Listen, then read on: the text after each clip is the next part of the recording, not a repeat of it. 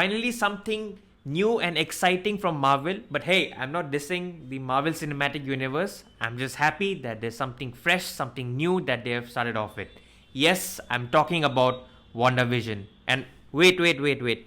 Potential spoilers ahead.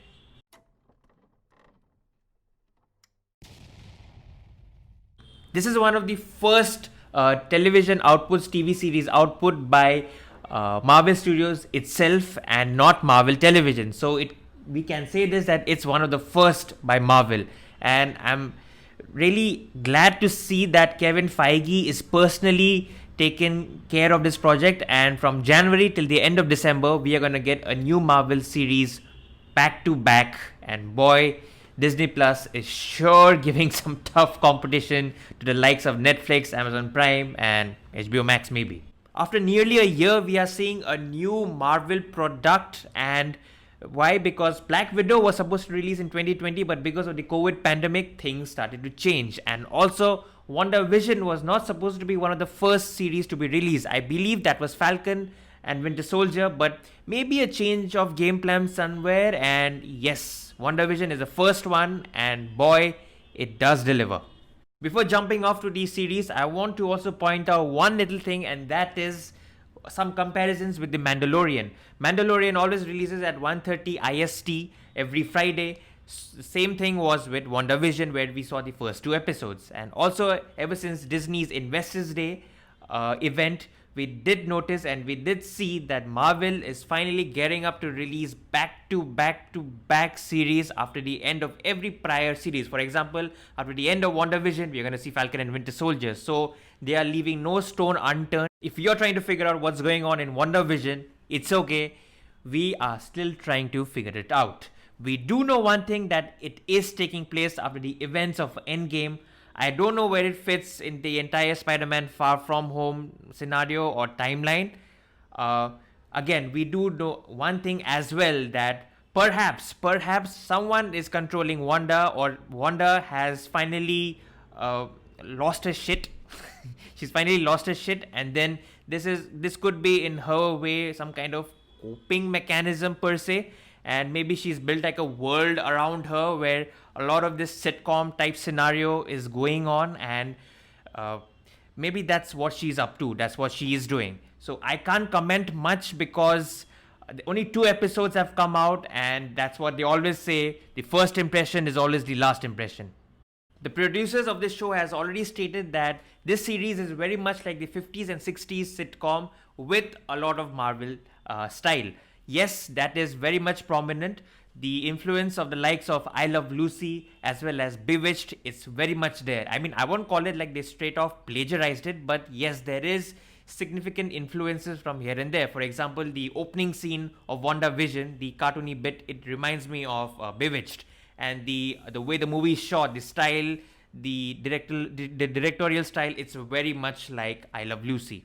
Before we start off talking about the characters, let's talk about this one organization called SWORD. At the end of episode 2 in WandaVision, we see a person coming out of the manhole in a hazmat suit, and at the back of his suit we see a symbol, and that is actually SWORD. Now, what is SWORD?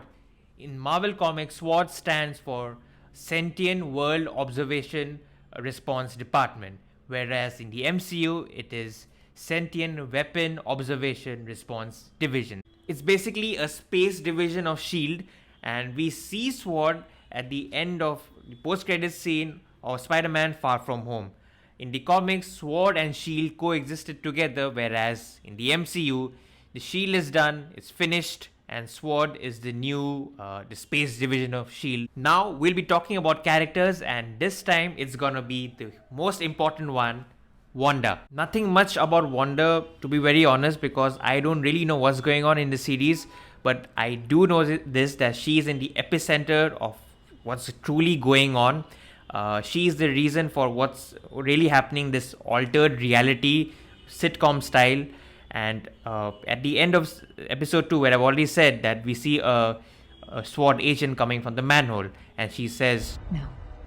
Basically, Wanda may be self-aware of the fact that she has created this own reality, and in fact, she doesn't want to break this Perhaps maybe because this is the only place where she can finally be with Vision. Now, we didn't see a single trace of Vision at Avengers Endgame. We did see him die at the hands of Thanos in Infinity War, and how he ended up in WandaVision, I'm not really sure. Maybe again it's a figment of Wanda's own created reality. And where this goes next, I'm not too sure. And also at the end of episode 2, we see that Wanda is expecting. So the ramifications to this, all just fan theories.